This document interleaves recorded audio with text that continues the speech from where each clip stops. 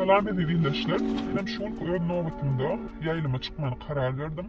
We bu ýaýlyma çykmamyň sebebi hem şol bilişime ýaly Türkmenistanyň çaýlyna bolup geçen adam hukuk, haksızlıklar barada Türkmenistanyň çaýlyna ýaşaýan, ýaşamaýan raýatlarynyň, maşgalalarynyň, çağalarynyň ejir çekýänler hakda we bu ýüzlenmem bütün Türkmen milletine we esasan hem Türkmenistanyň prezidentine Gurbanguly Berdimuhammedowa boljak. Eger ruhsat berseňiz illeşler men aýtjaklarymı bir sahypa beýan etdim sebebi ýatdan aýdaň ýagdaýynda ýatdan çykar diýip pikir etdim. Men bir näçe gündir biziň doganymyz bir maşgalan ogly bolan, bir çağan atasy bolan, bir aýalyň gorugy ýan ýollaşy bolan rozgelli çöliýiz bir näçe gündir Russiýa Federasiýasynyň howa menziline tutulup gorugy aslynda alynan we durmuşy howpasynda bolan türkmen raýatymyzdyr.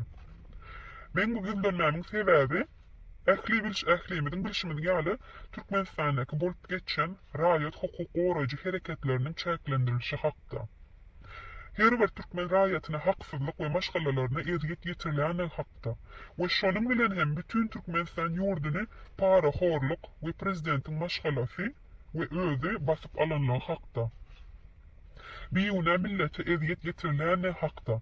Elbetde hem finans ýagdaýlary biýüne sade Türkmen halkynyň halal gazanma ýoluny kesýänligi hakda. Bunyň hem sebebi Türkmenistanyň prezidenti we onuň maşgalasy ýene-de. Müňlerçe ýetginjeklerimiz okuwa girmek mümkinçiliklerini ellerinden alynmak hakda. Bular diňe bir näçe misallar, eger aladalaryň misallaryň düýbüne seretsek, olaň sanlar gitdikçe artja idi illeşler. Ýöne olaryň barsyna garamazda näme üçindir? Bizim bütün Türkmen halkymyz gorkasynda ýaşap, bulary kabul etmäne dowam edýärler. Onuň hem sebebi bar. Bir zat gurlaýan ýa-da bir hereket eden ýagdaýynda bütün raýatlaryny ýekem Türkmenistanyň organ işgärleri Türkmenistanyň prezidentiniň buýruşy boýunça cezalandyrylmak kararyny berýärler. Bolýa olaryň elinden zat gelenek diýelim, her gün gorkasynda ýaşaýarlar. Onna gaderli yurttaşyna ýaşaýan, okuyan, işleýän raýatlarymyz, dost ýarlarymyz, jigilerimiz, illeşlerimiz gaýrat edip herekete geleliň. Ýurdumyz Türkmenistan içinde bar bolup geçen haksızlyga ýok diýmeni başaraliň. Biziň elimizden hakkymyzy alynlar. Indi bolsa ýaş gelecegiň hakyny alyp oturýarlar. Haçan-haçanly Türkmen milleti, raýatlary, doganlarymyz, jigilerimiz ýart ýurtlarda çağalaryny, maşgalalaryny taşlap ejir çekmeli. Adamlar gözüňizi açyň, asyr 21-nji asyr. Bugün bizi gorkudarlar, ertir gorkudarlar ýöne bir gün geler, özleri gorkasynda ýaşaman dowam ederler. Şeýle hem sözlerimi jemlemäkem ýene-de rozgelli çöliýiz hakyny aýdyp geçmekçi, adamyň hiç bir haksızlygy ýok. Ol hawa YouTube'a çykdy, ýaýlymlarda gürledi, Facebook'ta gaty belli boldy ýöne ýekeje wagt aýdyp geçmekçi, ol bar eden hereketlerine, bar aýdan sözlerine diňeje bir zat isledi. Ol diňeje öz elinden alynan haky Türkmen prezidentinden talap etdi.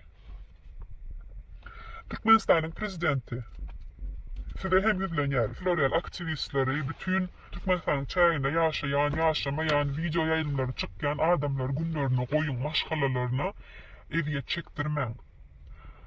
Ýeter Türkmen biýüne halkynyň argynjyny iýmäň.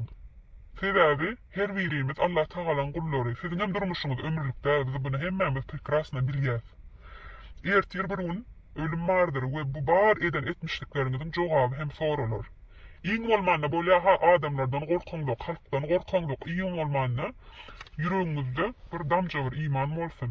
Ertir bir gün ölüňizde cehennem odunyna ýanmakdan gorkun. Siz milleti, halky gorkudyp bilersiňiz, jera berip bilersiňiz, emma unutmaň, bir gün geler hökmany siguratda men hem bütün Türkmen halky and içer bu bar etmişlikleriňiz üçin siz muň jogabynda gowurlup ereýän çaňyz berersiňiz.